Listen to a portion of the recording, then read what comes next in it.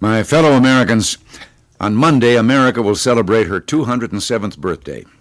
I love the 4th of July. I enjoy picnics and fireworks and long summer days.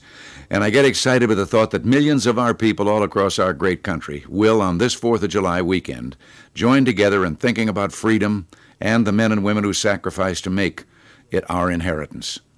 It's easy to forget just what a revolution these Americans made. It's easy to forget how they amazed the world and how many hopes they raised.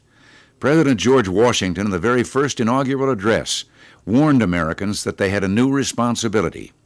He said, "The preservation of the sacred fire of liberty and the destiny of the Republican model of government are justly considered, perhaps as deeply as finally, staked on the experiment entrusted to the hands of the American people." Now, you may not think of yourself or our democracy as an experiment, but look around. All over the world, millions and millions of people still live under tyranny.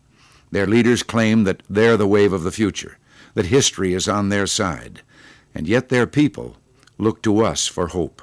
Their people look to America as the cradle of freedom, the place where the great civilized ideas of individual liberty, representative government, and the rule of law under God are realities. Yes, these people see America as the experiment that works.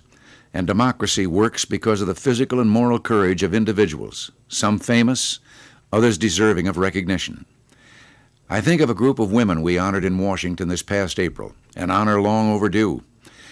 They were nurses who'd been captured in the Philippines during World War II and then spent nearly 3 years in prison camps.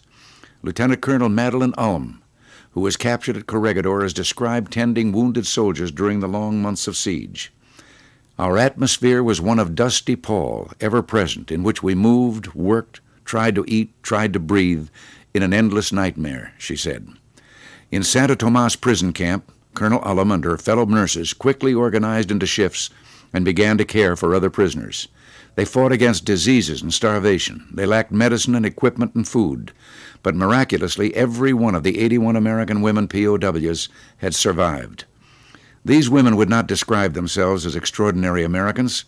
They simply volunteered to serve their country, and they chose to serve it with courage and hope.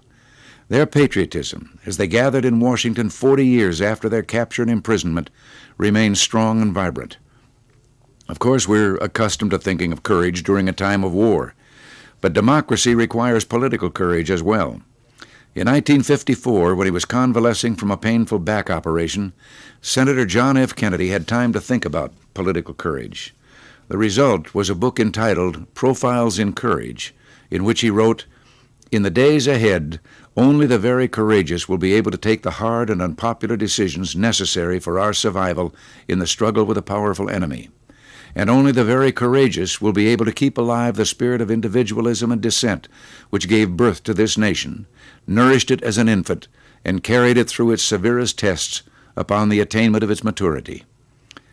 We've seen a great example of this kind of political courage just recently, when a majority made up of both Republicans and Democrats in the Congress set aside narrow political considerations and embraced a bipartisan program for enhancing America's security and stability through meaningful arms reductions and modernization of our defenses.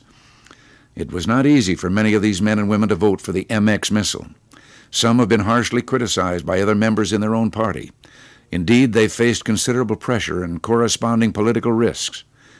While accepting such risks, the only benefit they've received is the knowledge that they placed foremost their hopes for successful arms reductions and greater security of their nation. Together with the Congress, we're doing everything possible to achieve genuine arms reductions.